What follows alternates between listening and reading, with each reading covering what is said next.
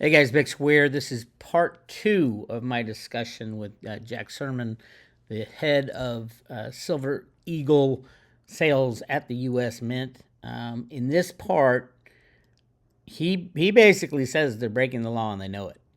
There's a few times that, and also we talk about sourcing the blanks and the price they're charging. Are they getting a premium, and where does that premium go, and who allowed that according to the law?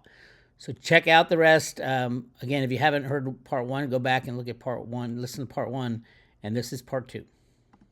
But to see the program implode the way it has and become number two or number even three, I don't know. I don't even know if it's number two still in the world as far as popularity. It leaves a sour taste in all my customers' mouths. Everybody I talk to is like, "Oh my God, what is happening at the Mint?"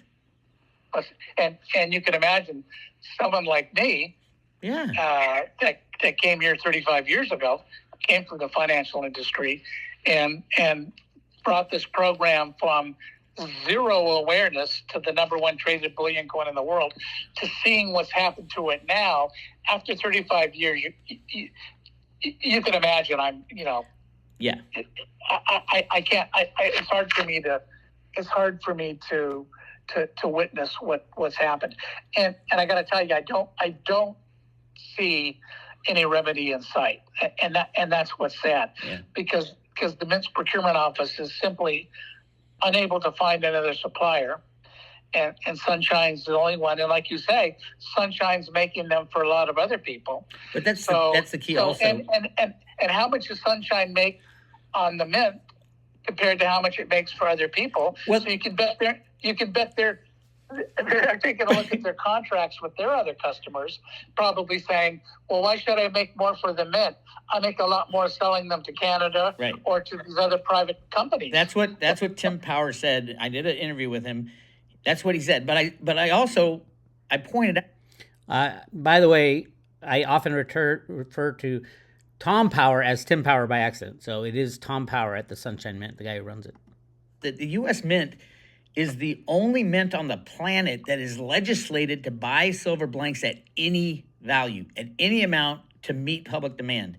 And I've been through the law on this. I've looked it up. And to that point, the Mint does procure some of its gold bullion blanks and all of its platinum bullion blanks. It procures all of that from overseas suppliers. The gold? They're not legally allowed to do that. Only silver. No, they can procure gold from overseas suppliers. I know you're going to say, well, the legislation says domestically mined gold from the GATT countries, and you know what, you can write your representative. Yeah, that goes far. And you can ask these questions, and they'll probably kind of at some point in time end up on my desk. But we get all of our platinum from a company called MKS or PAMP. You may have heard of. Yeah, I know PAMP.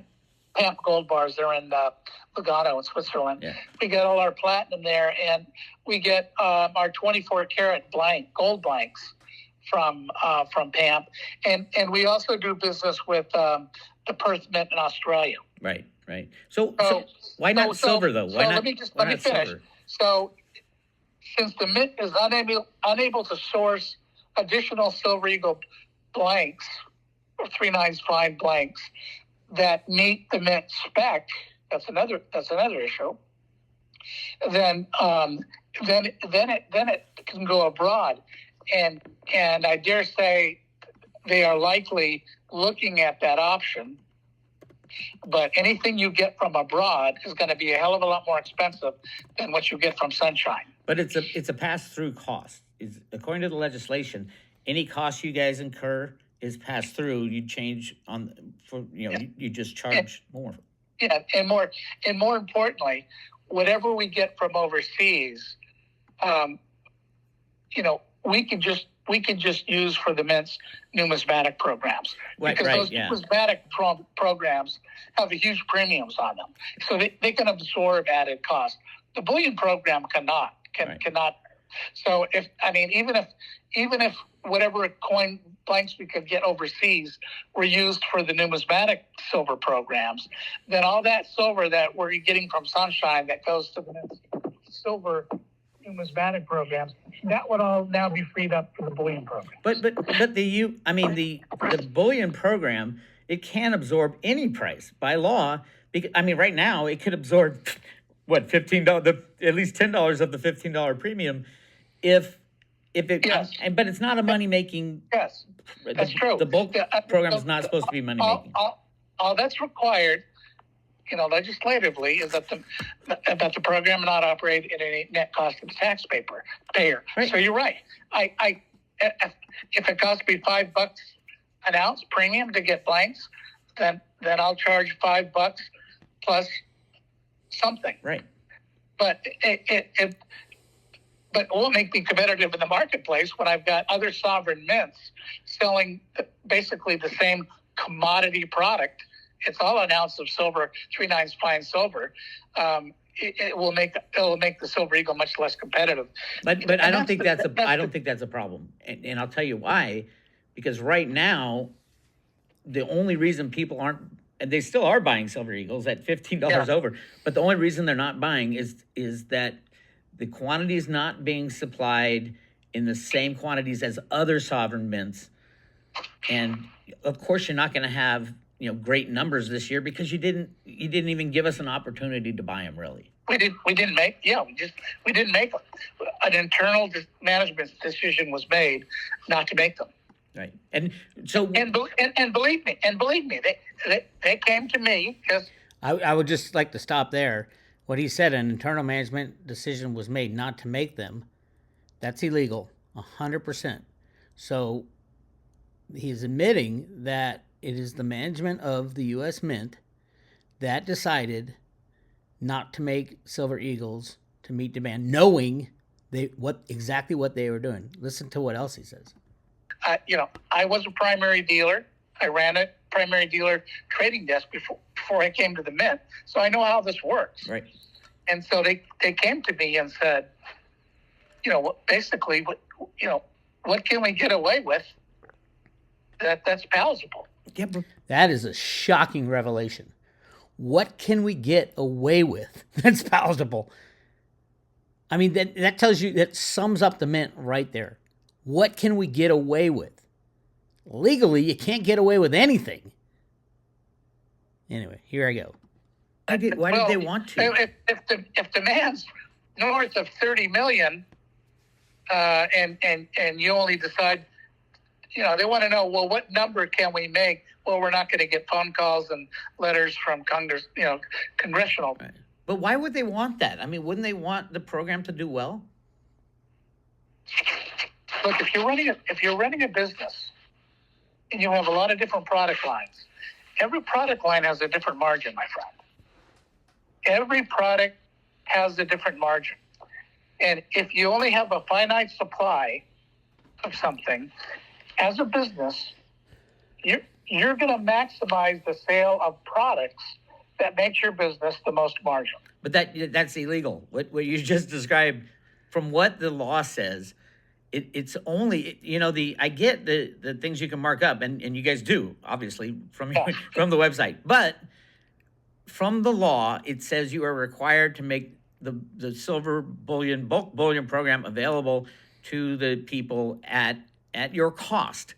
There's no markup that is written into the law for the bulk bullion. And I'm not asking if you guys mark it up more or not, but there is a requirement to supply it. There's not a requirement to supply the commemorative coins and all the other coins, just the Silver Eagle bulk. Yeah, no, you're right. You're right. The legislation, my understanding, has been that the bullion program, by and large, is primarily supposed to just be a break-even program. Yeah, that's the law. Whatever my costs are, you pass through. You put a little bit of a buffer on it, and that's what you pass it through to the consumer. Yep. That has changed. But it didn't change legally. It changed with the new administration, probably. Thank you. So, did you know David Ryder? Yeah, I know David Ryder very well. He's my favorite mint director. Yeah, Dave Ryder and I were. We were very, we were close, and because he got it, he had a good head for business, Mm-hmm. and he got it, and at some point, a few years ago, here's the other kind of dirty little secret, if you think about it. When the program came out in 1986, and it was marketed and targeted and positioned as a break-even program, and that the mint shall sell these coins to the public at its cost, plus some buffer to ensure all program costs were covered. Well, when the program launched, gold was around $400 an ounce, Mm-hmm. and if you just use gold as an example, what's 3%, which is my premium on 1 ounce gold? What's 3% of 400 versus 3% of 2,000? Right. So as the price of gold has soared, the mint has not lowered its premium. And so the mint has gone from making X margin to making quite a bit more margin. Right. Yep. And that's reported in the annual report. And nobody. I don't remember anybody congressionally going to the Treasury Department and saying, your bullion program used to break even, but in those years when we made 50 million silver eagles, that bullion program threw off a profit of $40-50 million. Other than, there is a hedge book that gets run. Are you involved at all with the hedge book? Hedge book? Yeah, the U.S. Mint hedges its silver purchases. I know that. The hedge has nothing to do with it. The hedge is just another cost. And there have been times, not to bore you with this stuff, but when COVID hit, the availability of physical silver and gold, for that matter, began to dry up. A lot of the physical silver was over in Europe and London. But that's when you guys doubled production. They couldn't get the physical silver to North America. But I would like to point out, completely different from what they made in 2020 and 2021 when COVID was just kicking in. The U.S. Mint doubled their production. So what he's saying here is not true. And I've heard it from other mint employees. I've heard it from Tom Power over at the Sunshine Mint. What they're saying is not true. In 2020, the U.S. produced 30 million silver eagles. In 2021, the U.S. produced 28 point something million silver eagles. So what they're saying and what has been regurgitated many times is not true. Did you double production? And because of that, the Mint had to raise its premiums on silver and gold. But since then, it lowered its premium on gold back down. But interestingly, and nobody has called us on this yet, we didn't lower our silver premium back down. Right. So we used to be at, I don't know, $2.50 or something. Yeah. I can't remember. I can't keep track of all the changes, but we raised it to $2.95 where it is right now. When COVID got over and the supply of physical became available, the hedge, since you brought it up, the premium I have to pay on the hedge on gold, which maybe during normal times is 25, 50 cents an ounce over the fix, was $5, $6, $7, $8, $9, $10. Yeah. But see, that's the thing about COVID, because Tim Power said the same thing, the guy at Sunshine. He said the same thing about COVID, and yet in 2019, you guys did 14.8 million eagles. In 2020, it was 30. And 2021, just the heart of COVID is 28. So, I hear and I understand the answers why it didn't work. But the numbers are proving something different. Well, other than the Mint, all I can tell you is right now the Mint internally is making a conscious decision, right, to make a specific number of bullion coins. It knows demands 30 or 35 million. Yeah, or higher if there was or higher. Absolutely. We reach out to our primaries. We used to reach out to our primaries, and I mean, the other cockamamie thing that happened last year is we got a brand new administration after David Ryder left, right? Yep. And that I don't get. And the head of manufacturing convinced the new director of the Mint that he needed to halt all gold and silver bullion production by August. Now, why? Historically, West Point, who produces this stuff by and large, would be producing into November. And that would give me and my desk an opportunity to get additional coins for the fourth quarter calendar year. This last year, and this is all internal management stuff. Right. The director was convinced by the head of manufacturing that he needed to halt 2022 bullion production by August. So he told us on the bullion desk side, you only have, and this was probably late May. So that was David Ryder at the time, right before he left. No. David Ryder was gone. Oh, okay. This was the new director. Interesting. And yeah, she didn't have any late May or early June. An internal policy was made to stop 2022 production in August. Wow, is that an admission or what? Internal, they said stop production in August.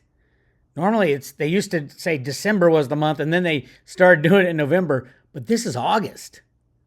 They are literally illegally trying to shut down the Silver Eagle program. Guess what? I still have September, October, November, December. I still have 4 months of the year with demand exploding. How can you stop production in August? Right. And no reason was given. And I won't tell you what was said to me when I stood up and said, look, I've been doing this a long time. You can't do that. You can't limit production when demand so. And we knew what demand was because we had talked to our primary dealers. Oh, absolutely. And it's still there, believe it or not. Dealers told us what they would buy between June and December 31st. Yep. And we communicated that, and it was like, well, sorry, we have to stop production in August, so you're only going to be able to get, if you're lucky, half of that. Wow. That was the start of gold premiums soaring in the secondary market. Oh, absolutely. If you can't get the Silver Eagles, you're going to go for the Gold Eagles. But silver was the same thing. And we saw that they told us what their demand was for Silver Eagle. Oh, yeah. And it was huge.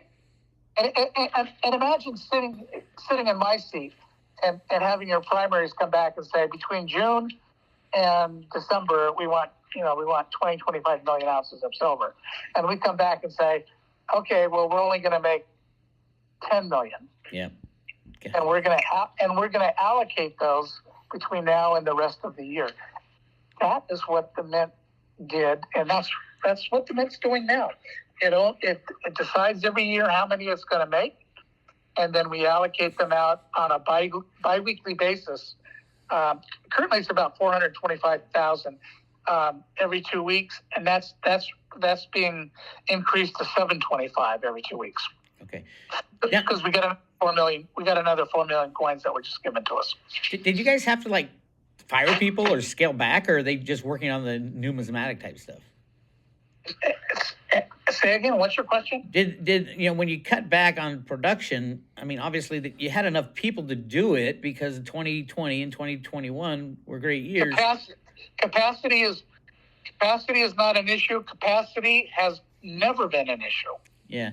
But like in the annual report, Ventress Gibson in her message said that they've increased the production of silver eagles, and yet we all look at the numbers and say, well, why is she claiming this?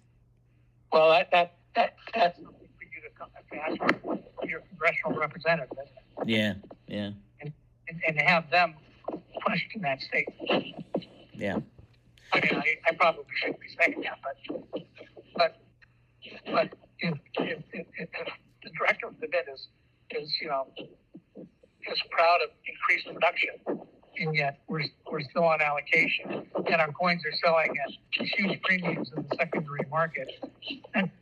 I mean, it's fairly obvious. If people are willing to pay $40, $45, they would rather have double the amount of silver than what they're getting. And the reality of, I mean, it's so upsetting to me because I've been a big advocate. I mean, it's great for my customers who bought Silver Eagles because they can get more if they want to sell them. But I don't know many people who ever want to sell the Silver Eagles. It's the last thing they get rid of. Well, you just hit the nail on the head.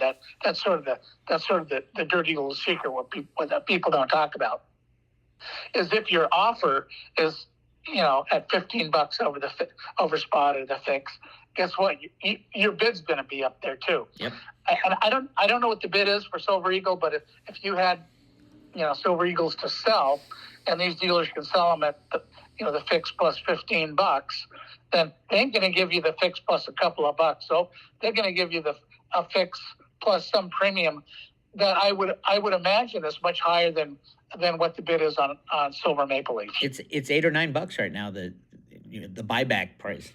Wow, yeah, that's probably the strongest bid I've seen ever on bullion, and that's what we tell customers is, yes, you're probably paying a higher premium in the secondary market, but a portion of that premium is generally recoverable on resale. But yeah, well, there's a lot. There's a lot more programs in the Mint that are using that platform, that 3/9 platform. And the Mint has to decide, what to make. And, and answering your question, the Silver Eagle program is not a break-even program anymore. Yeah. It makes a relatively healthy margin. Yeah. And some inside the Mint, I happen to be one of them, has said, look, I'm not sure we're supposed to be making this kind of margin. I think the legislation says it's supposed to be break even.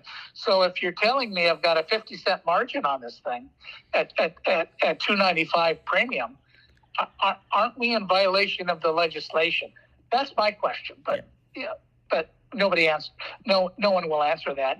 Nobody will answer that internally. But if it comes externally from a senator or a congressman, then yeah, Treasury or the Mint's going to have to answer that question. I was like, yeah. Now, I mean, at some point you just feel for this guy Jack because he knows what's going on, except he can't come out and say it. But the reality is, it's not the congressman that needs to go there. It's the Department of Justice. They're breaking the law, and they need to remove senior management at the Mint altogether.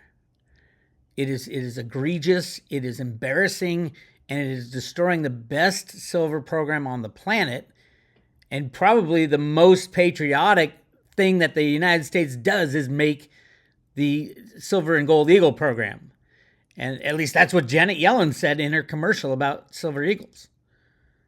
So something is broken and it needs to be fixed immediately. But so far, to my knowledge, nobody has asked that question. Do you think that, let's just say things changed in the next, say month.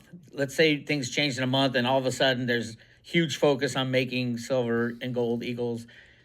Can the Mint ramp up production if they're given the mandate by either Yellen or Gibson to say, okay, now we got to go full What did I just say? You said you have the capacity. Do you have the people? And yes. All you got to do is bid more on the silver blanks. Yes. And Tim Powers running a business. The Mint has plenty of capacity to make an S load more of Silver Eagles if it is given the blanks. Right. If somehow, what happened with Towers and Sunshine, it's kind of interesting, when we were selling 35, 40, almost 50 million Silver Eagles a year, 2015, 2016-ish, and then the wheels kind of came off the bus. Yep. And demand suddenly plummeted quite a bit.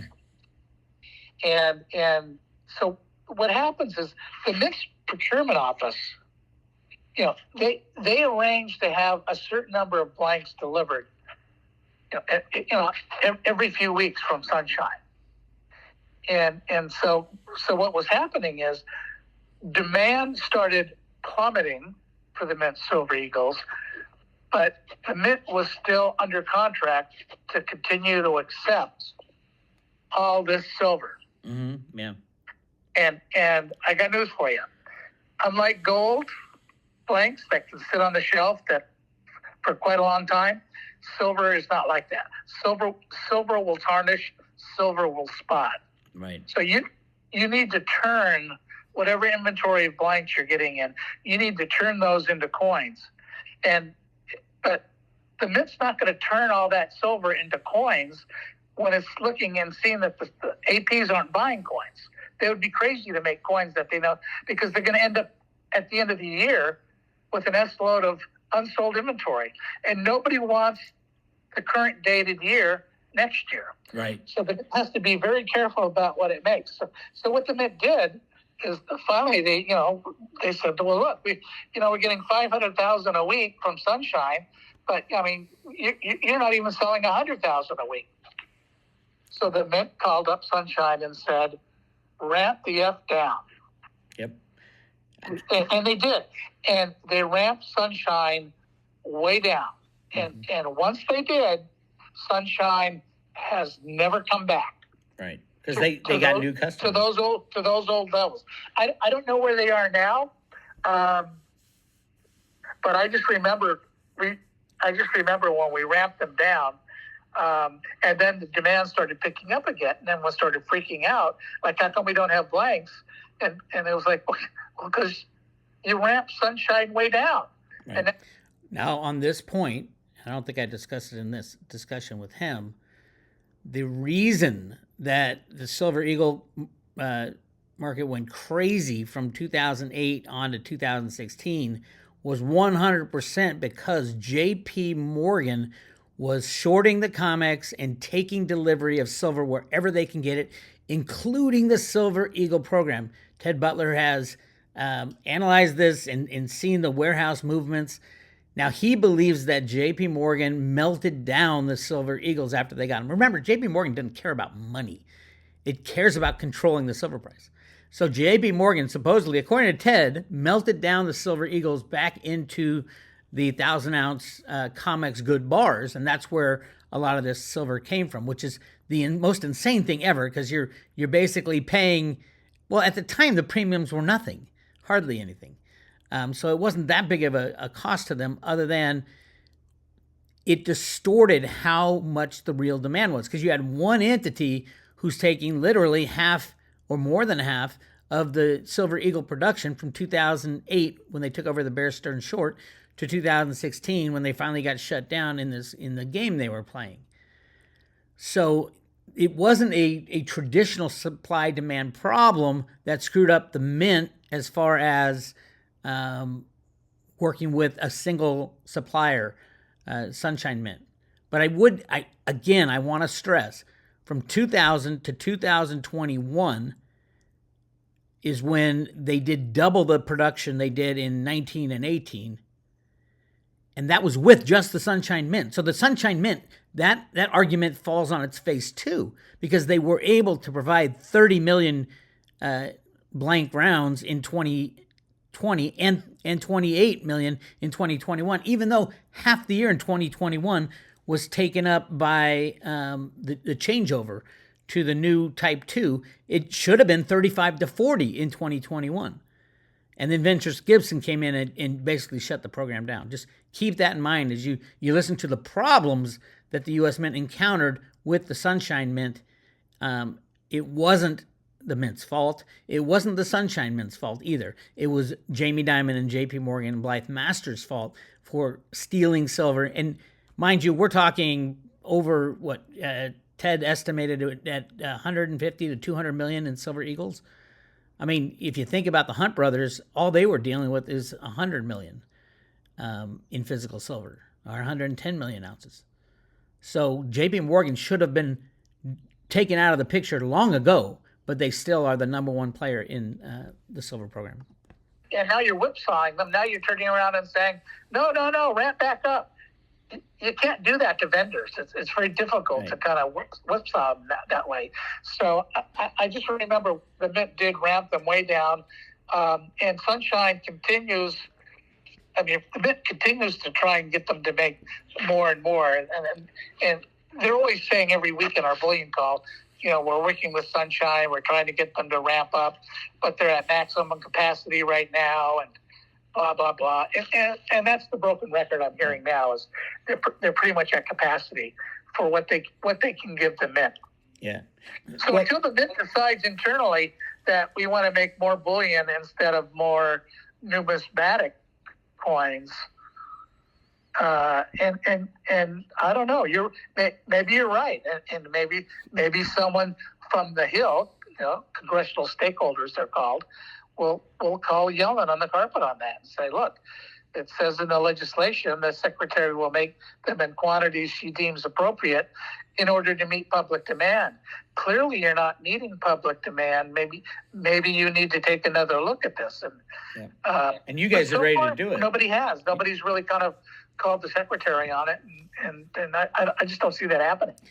By the way, everybody has in silver. We've all been screaming, writing letters to our congressmen, writing letters. I have many letters to Janet Yellen, to the CFTC, to the Mint. It is not true that nobody's doing it, but they don't take the people seriously. They only take their bosses seriously, and their bosses are ridiculous. Oh my goodness. Okay. Well, Jack, thank you so much. It makes so much sense to all of this. What was that? I say there's a lot of moving parts to all of this, yeah. But it's like you say, the bottom line is for those of us that have been here. Well, no one's been here as long as I have, to see our production, knowing what demand is. We're not even meeting nowhere near even half of market demand. Right. And if it was reasonably priced and you can make as many as possible, I wonder what demand would be. Yeah, my guess is probably not like 50, but we're pretty confident it's somewhere between 30 and 40. Well, you did 30 million. Yeah, you were doing 30 and almost 28 in 2020 and 2021. Not that long ago, I know, not that long ago. And then internally, I think the what was it? The Morgan and Peace was a huge numismatic program, right? And again, Congress keeps passing these things on a 3/9 fine blank. They have no concept of, look, we can't get blanks. If you're going to make us divert blanks to the Morgan and Peace numismatic coin, that means I can't make bullion coins for the investor. They don't understand that in Congress. Yeah. They look at all these old pieces of legislation, and all they know is 1 ounce silver, 3/9 fine is probably the most popular silver platform blank in the world. And so every new piece of legislation that comes out of Congress, it's all 3/9. We used to do it on the commemorative. The commemorative silver dollars used to be a 90-10 blank. Well, guess what? They changed it. And now even the silver commemorative coin programs are now being produced on a 3/9 fine silver blank. All of our numismatic silver, and then we're also making silver medals for the first time. Those silver medals are all produced on a 3/9 fine silver blank. So we've had a proliferation, and those are not legislatively required. Those are just something that internally decided to make because I think they would be popular, because the bronze medals are not popular. But when you make them in a 3/9 fine silver, suddenly they're popular. basically it's anything but the Silver Eagle bulk program. Yeah, I don't use the word bulk because the Mint has what's called a bulk program, and that bulk program is only associated with the numismatic programs that offers. Okay. And we just call it Silver Eagle bullion. Yeah, technically it is bulk, but it's a whole. I call it a wholesale program, so you don't confuse bulk, which a lot of people equate with the numismatic side. Bullion is not numismatic. Just call it wholesale. But right. Yeah, so I mean, I think even for next year, here we are in June, and I did get manufacturing to agree to not cut 2023 production off in August like they did last year. They are now going to continue production later into the year, which is good. They'll give us a little bit more silver, and we did just get 4 million ounces more that we're just starting to allocate into the marketplace. If we didn't do it, it would have been yesterday. If we didn't do it yesterday, it'll probably be on the next allocation. Okay. The allocations will go from 425 biweekly to 725. So theoretically, we're increasing supply, and then the question is, will that have any impact on premium? I don't know. I don't think so. Not enough to have that much of an impact, but yeah. Wow. Okay. But I mean, you're right. I mean, our primary dealers, they cry the blues because they want more coins, but at the same time, they sort of wink and a nod back at me and say, "What can we tell you, Jack? I mean, when you go on allocation, which we don't like to do from a policy standpoint, but when the Mint goes on allocation, all these primary dealers and you, for example, you make a hell of a lot more when you sell these things, right? Because when we're not allocation, these primary dealers are clubbing each other to make a nickel an ounce delivered. Right. There's no money in it. Yeah. So they're not going to pressure you to do more. They're like, hey, we got to work less and make more money. I'll take that. But now with allocation, yeah, it's fewer coins. They're making a ton of money, and unfortunately, it's really kind of the investor that ends up. Consumer has to pay more for them. But if you can get $8 or $9 on the bid, I don't know. Maybe it's relative. I mean, that's the same argument you make with gold bars versus bullion coins. Yep. Yeah, I got to pay maybe 4% over spot for a bullion coin, where I can get a Credit Suisse bar for spot. But when you go to sell the bullion coin back to a dealer, he's going to give you spot plus 1 to 2%. Yeah. A bullion bar, they're just going to give you basically, they're going to give you some premium over melt. Yeah. But it's all kind of relative. You pay more on the ask side, but if that premium is high in the ask side, you should theoretically get more on the bid. But I think you're right. No. Nobody's selling it back. So all anybody feels right now is the pain of having to pay $15. Right. Yep. So that is part 2. There's another part. We go. I mean, I love Jack. I mean, he wants to talk, and he is very proud of this program. He sees the purposeful attempt to destroy the most popular silver coin in the world, and silver eagles are now selling at less volumes than the silver maple leaves from Canada, and nobody is screaming. People are screaming, but the Mint isn't listening. Janet Yellen might know what's going on. She has to know what's going on. Jackson didn't seem to think that she does, but I'll guarantee you she knows exactly what's going on. You cannot have the most popular silver coin in the world going gangbusters because it competes against the U.S. dollar. And they know there's not much silver left in the world. They're trying to conserve as best they can. That's why they went to the Mint. They went to him. They went to Jack, the head of sales, and said, what can we get away with? I mean, talk about an admission of guilt. They're saying, what can we get away with such that no one will jump up and down screaming because we're not making silver eagles. And like he said, they wanted to stop. As soon as Ventris Gibson got into office as the head of the mint, they wanted to stop the Silver Eagle program. This is a crime scene, and it's a crime in action. It is a crime currently taking place. And I don't want to see the DOJ come in after the fact like they did with the JP Morgan rigging. I mean, it wasn't for 3 years that they came back, 3 years after JP Morgan stopped. This is a crime that needs to be stopped in progress.